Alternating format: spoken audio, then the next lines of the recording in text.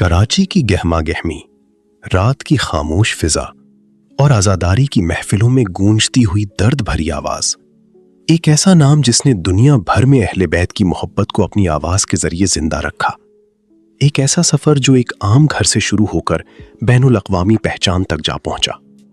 آج کی یہ کہانی ہے ندیم سرور کی زندگی، ان کے جذبے، ان کی محنت اور ان کی روحانی سفر کی۔ کہا جاتا ہے کہ ہر بڑے فنکار کے پیچھے ایک طویل جدوجہد چھپی ہوتی ہے، مگر کچھ سفر ایسے ہوتے ہیں جو صرف فن نہیں بلکہ عقیدت سے جڑے ہوتے ہیں۔ ندیم سرور کا نام بھی انہی لوگوں میں شمار ہوتا ہے جنہوں نے اپنی آواز کو صرف شہرت کے لیے نہیں بلکہ عقیدت، عشق اہل بیت اور پیغام کربلا کے لیے وقف کر دیا۔ ان کی پیدائش پاکستان کے شہر کراچی میں ہوئی، ایک ایسا شہر جو روشنیوں کا شہر کہلاتا ہے، مگر اس کی گلیوں میں مذہبی، ثقافتی اور روحانی رنگ بھی گہرے ہیں۔ بچپن سے ہی ان کے اندر ایک خاص ذوق تھا۔ وہ عام بچوں کی طرح کھیل کود میں بھی حصہ لیتے تھے، مگر ان کی طبیعت میں ایک عجیب سی سنجیدگی اور روحانیت جھلکتی تھی۔ جوانی کے آغاز میں جب دوسرے نوجوان اپنے مستقبل کے خواب مختلف انداز میں دیکھ رہے تھے، اس وقت ندیم سرور کی زندگی کا رخ ایک مختلف سمت میں مڑ رہا تھا۔ مجالس، عزاداری اور نوحہ خوانی کی محفلیں ان کے دل کے قریب ہوتی گئیں۔ یہی وہ وقت تھا جب ان کی آواز نے پہلی بار لوگوں کی توجہ حاصل کرنا شروع کی۔ ابتدائی دور میں انہیں بھی مشکلات کا سامنا رہا۔ ہر نئے سفر کی طرح انہیں بھی اپنی جگہ بنانے کے لیے وقت لگا، مگر ان کی آواز میں ایک ایسی تاثیر تھی جو سننے والے کے دل کو چھو لیتی تھی۔ یہی وجہ تھی کہ جلد ہی وہ مقامی محفلوں سے نکل کر بڑے سٹیج تک پہنچ گئے۔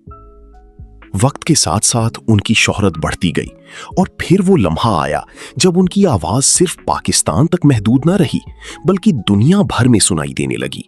لندن، کربلا، ایران، ہندوستان، خلیجی ممالک اور دیگر کئی مقامات پر ان کی محفلیں ہونے لگیں۔ ہر جگہ لوگ ان کی آواز کے ذریعے امام حسین کی محبت اور کربلا کے پیغام سے متاثر ہوتے رہے۔ ان کی زندگی کا ایک اہم پہلو یہ بھی ہے کہ وہ صرف ایک نوحہ خواں نہیں بلکہ ایک مکمل ٹیم اور نسل کو ساتھ لے کر چل رہی ہیں۔ ان کے ساتھ ان کی بیٹی بھی اس سفر میں شامل ہوئی، جن میں علی شناور اور علی جی شامل ہیں۔ یہ وہ نام ہیں جنہوں نے اپنی والد کی نقش قدم پر چلتی ہوئی نوحہ خوانی کی دنیا میں اپنی الگ پہچان بنائی۔ ندیم سرور کی خاص بات ان کی آواز کا اتار چڑھاؤ، جذبات کی شدت اور الفاظ کو دل سے ادا کرنا ہے۔ جب وہ نوحہ پڑھتی ہیں تو صرف آواز نہیں نکلتی بلکہ ایک مکمل کیفیت پیدا ہو جاتی ہے۔ سننے والے اکثر آنکھوں میں آنسو لیے ان کی محفل سے اٹھتی ہیں۔ ان کی زندگی کا ایک اور پہلو یہ بھی ہے کہ انہوں نے جدید دور کے مطابق نوحہ خوانی کو ایک نئے انداز میں پیش کیا۔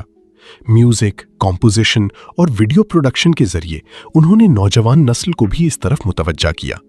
یہی وجہ ہے کہ آج ان کے نوحے صرف مجالس تک محدود نہیں بلکہ یوٹیوب اور سوشل میڈیا پر بھی لاکھوں لوگ انہیں سنتے ہیں۔ وقت کے ساتھ ساتھ انہوں نے کئی ایسے نوحے پیش کیے جو آج بھی زبان زد عام ہیں۔ ان کی الفاظ، ان کی دھن اور ان کا انداز ہر سال محرم میں ایک نئی کیفیت پیدا کرتا ہے۔ لوگ انتظار کرتے ہیں کہ اس سال ندیم سرور کیا نیا پیغام لے کر آئیں گے۔ ان کی شخصیت میں عاجزی اور انکساری بھی نمایاں ہے۔ اتنی بڑی شہرت کے باوجود وہ خود کو ہمیشہ ایک خادم اہل بیت کے طور پر پیش کرتے ہیں۔ یہی وجہ ہے کہ ان کے چاہنے والی دنیا بھر میں لاکھوں کی تعداد میں ہیں۔ زندگی کے سفر میں انہیں کئی بار تنقید اور اختلافات کا بھی سامنا کرنا پڑا، مگر انہوں نے ہمیشہ اپنی مقصد پر توجہ رکھی۔ ان کا کہنا یہی رہا کہ ہمارا کام صرف پیغام پہنچانا ہے، باقی فیصلہ لوگوں کے دلوں پر چھوڑ دیا جاتا ہے۔ کراچی کی وہ گلیاں جہاں سے ان کا سفر شروع ہوا تھا، آج بھی ان کی کہانی کی گواہ ہیں۔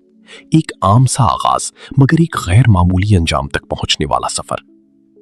اگر ہم ان کی زندگی کو ایک جملے میں بیان کریں تو کہا جا سکتا ہے کہ ندیم سرور صرف ایک نوحہ خواں نہیں بلکہ ایک جذباتی پیغام، ایک روحانی آواز اور ایک ایسا سفر ہے جو نسلوں تک جاری رہے گا۔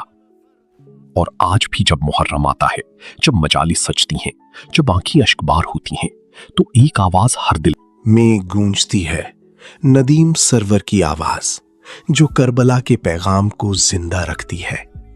یہ کہانی ابھی ختم نہیں ہوئی، کیونکہ جب تک عشق حسین باقی ہے، یہ آواز بھی باقی رہے گی۔